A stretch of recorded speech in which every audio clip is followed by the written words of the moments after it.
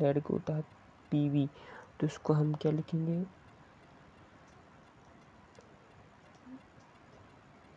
Plumbate, 8 जोड़ेंगे plumbate लिखेंगे। जैसे हमको यदि जिंक मिली, जिंक Zn, तो क्या लिखेंगे, जिंकेट। यदि हमको प्लेटिनम मिली,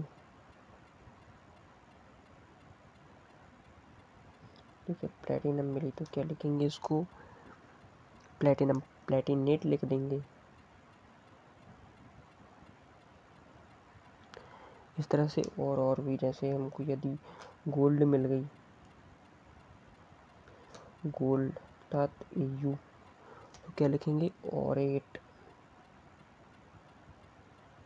इसका ग्रीक शब्द है Au, Au से ऑरेट, औरम, औरम बोलते हैं। जैसे हम टिन मिल गई, टिन क्या है, Sn, Sn। तो इस उपसंयोजन यौगिक वे यौगिक होते हैं जिनमें साधारण संयोजकता के नियम लागू नहीं होते हैं।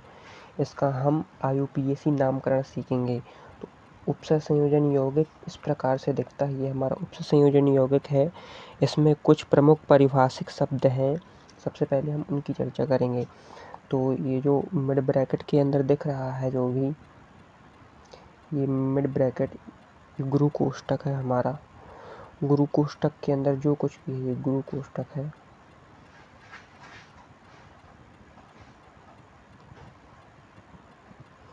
ये गुरु कोष्टक के अंदर जो कुछ भी है वो हमारा संकुल सत्ता कहलाती है।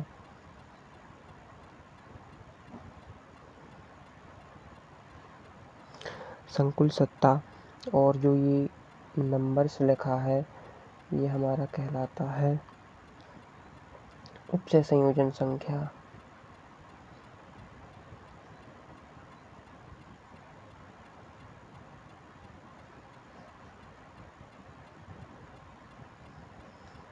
और ये जो संकुल सत्ता के बाहर जो अणु हैं उसको हम आयनन मंडल बोलते हैं।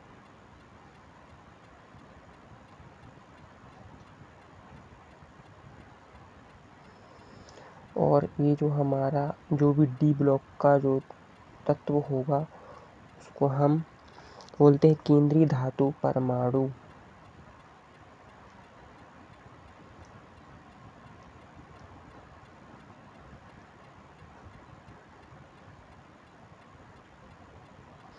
जिसे हम शॉर्ट में सेंट्रल मेटल एटम बोल सकते हैं। और हमारा जो केंद्रीय धातु परमाणु के अंदर जो भी है उसको हम बोलते हैं, ये हमारा हो गया लिगैंड। ठीक है, लिगैंड हो गया।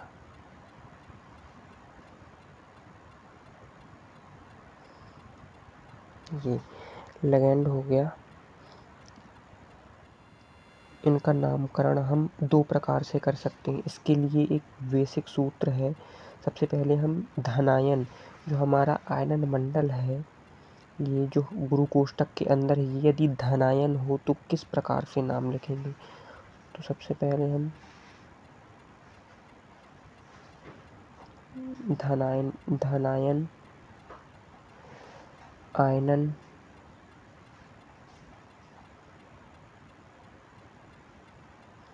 मंडल के लिए इसका IUPAC नाम जानेंगे।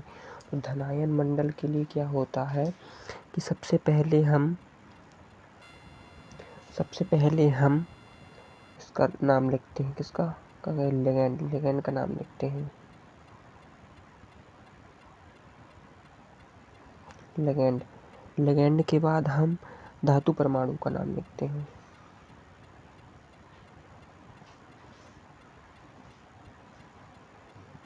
और धातु परमाणु के बाद हम इसकी ऑक्सीकरण संख्या दर्शाते हैं। धातु परमाणु की जो भी ऑक्सीकरण संख्या होती है, और फिर इस रोमन संख्या में धातु की जो संयोजकता होती है वो, और फिर आयनन मंडल का नाम लिखा जाता है।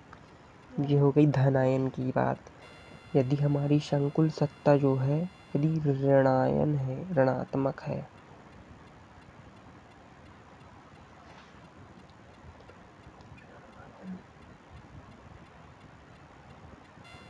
ऋणायन आयनन मंडल आयनन मंडल के केस में क्या होगा, सबसे पहले हम आयनन मंडल का नाम लिखेंगे।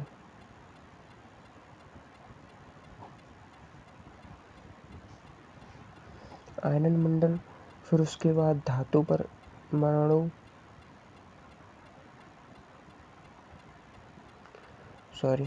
आयनन मंडल, इसके बाद लिगेंड, लिगेंड के बाद धातु परमाणु, धातु परमाणु अर्थात सेंट्रल मेटल एटम। ठीक है, मैंने शॉर्ट में लिख दिया। उसके बाद इसकी रोमन संख्या जो भी है, 1 है 2 है, ऐसे रोमन में दर्शा देते हैं। तो बात ये आती है कि जो हमारा संकुल है उसको हम किस प्रकार से पहचानें कि वो हमारा धनायन है या ऋणायन। तो मैं बता दूं, यदि जो हमारा संकुल सत्ता है ये, इसके यदि आगे कोई चीज़ जुड़ी है, मान लो ये X कोई भी हमारा आयनन मंडल है, कोई भी आयनन मंडल जो यदि आगे जुड़ा है तो उस केस में हमारा जो उपसंयोजन जो हमारा संकुल सत्ता होगी, अर्थात ये ब्रैकेट में जो है संकुल सत्ता जो होगी, इस केस में संकुल सत्ता जो होगी ऋणात्मक होगी। मैं इधर लिख देता हूँ, संकुल सत्ता ऋणात्मक। और यदि संकुल सत्ता की यदि बाद में कोई जुड़ा है, मतलब आयनन मंडल जुड़ा है, तो संकुल सत्ता हमारी धनात्मक होगी।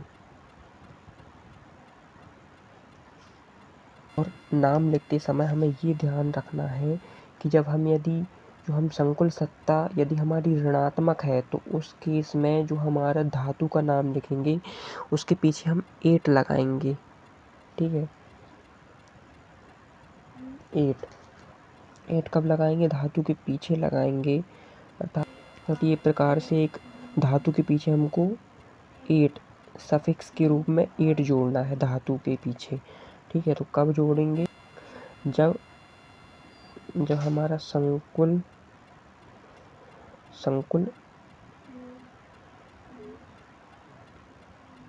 ऋणात्मक हो, उस केस में हम धातु के पीछे 8 जोड़ेंगे।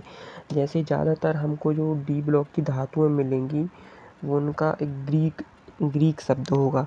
जैसे यदि हमको लेड मिली, लेड को होता है पीवी, तो इसको हम क्या लिखेंगे,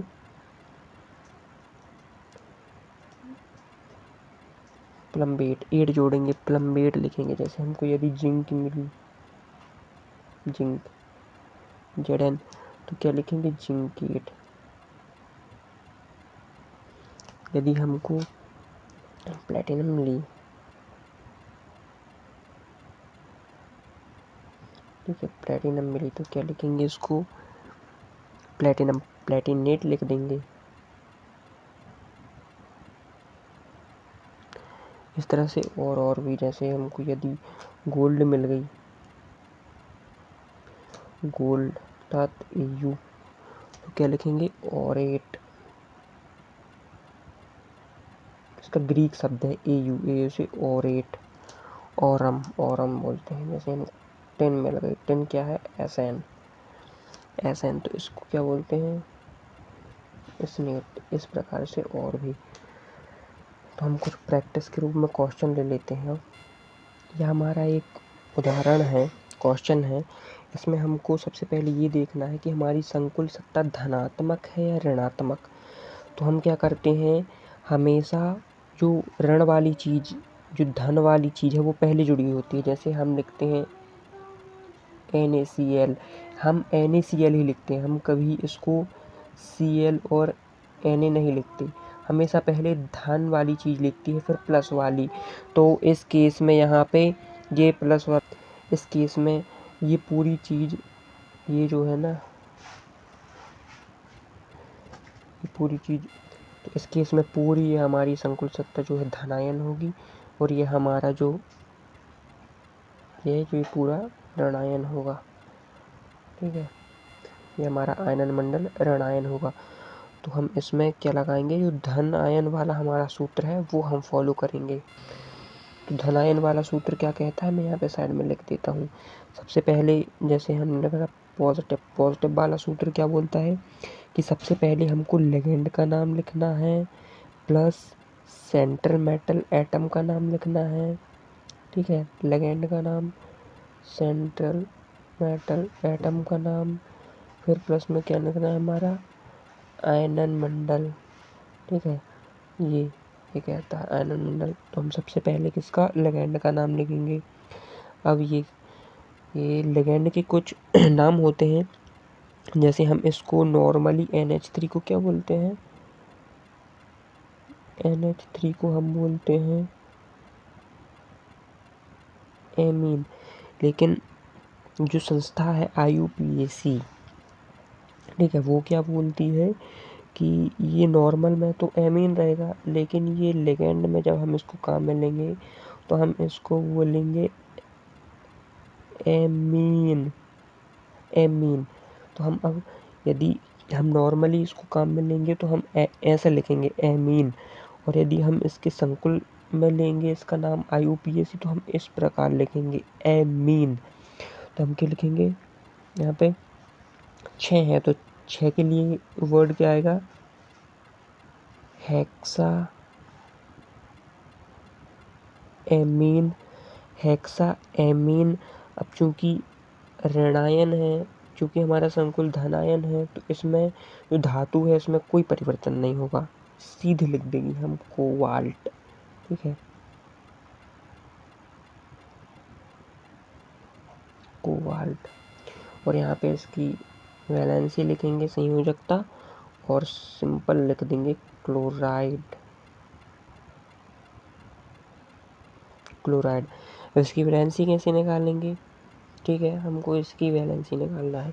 तो इसकी जिसकी निकालते हैं उसको मान लेंगे X, और प्लस यहाँ पे ये इसमें जो चार्ज, ये उदासीन लिगेंड है, ठीक है, न्यूट्रल लिगेंड है, तो इसकी 0 होगी, 0 और बराबर ये Cl3 है, तो ये जब टूटेगा तो Cl क्या होगा, Cl3 माइनस, और ये Cl3 प्लस में टूटेगा, तो यहाँ पे इसकी संख्या क्या है, +3 हमारी ऑक्सीकरण अवस्था हो गई इसकी।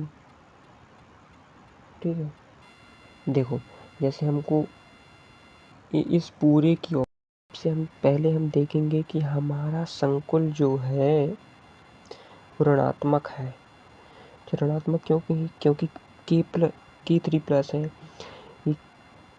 कि पोटेशियम जो है ये प्लस में टूटेगा, जब ये प्लस में टूटेगा तो हमारा संकुल माइनस में टूटेगा, तो संकुल हमारा ऋणात्मक है, तो इसमें हमारा ऋणात्मक वाला जो सूत्र है वो काम में आएगा। हम सबसे पहले क्या लिखते हैं उसके लिए, इसको लिखते हैं, ये चीज़ क्या है हमारी,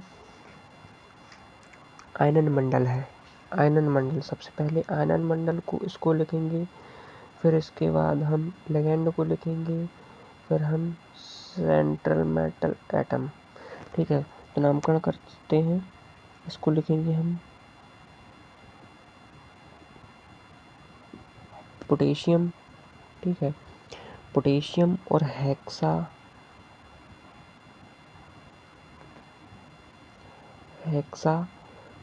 ये क्या चीज़ है, साइनाइडो। हेक्सा